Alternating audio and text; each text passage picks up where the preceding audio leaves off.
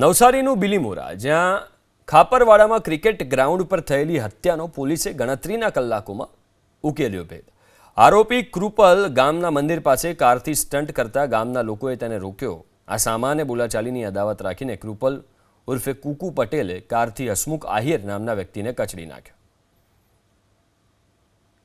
એક black વેરના car અમારા ફળિયામાંથી પસાર થાય છે સ્ટન્ટ કરીને, અને એક રાણા ફળિયા ક્રિકેટના મેદાન પાસે ત્યાં પણ જાય છે અને ત્યાં પણ સ્ટન્ટ કરે છે.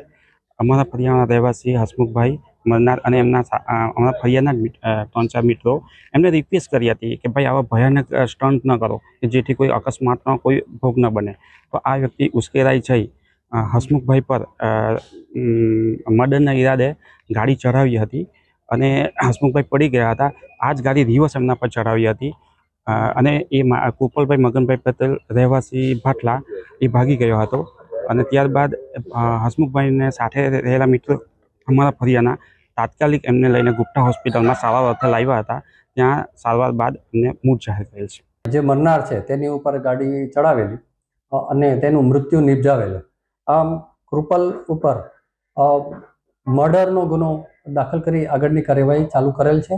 આ આરોપીને પકડવા માટે અલગ અલગ લોકલ ક્રાઇમ બ્રાન્ચની, એસઓજીની તેમજ સ્થાનિક પોલીસ સ્ટેશનની અને ડિવિઝનની અલગ અલગ ટીમો બનાવી આરોપીની પકડવા માટે તજવીજ કરેલ છે.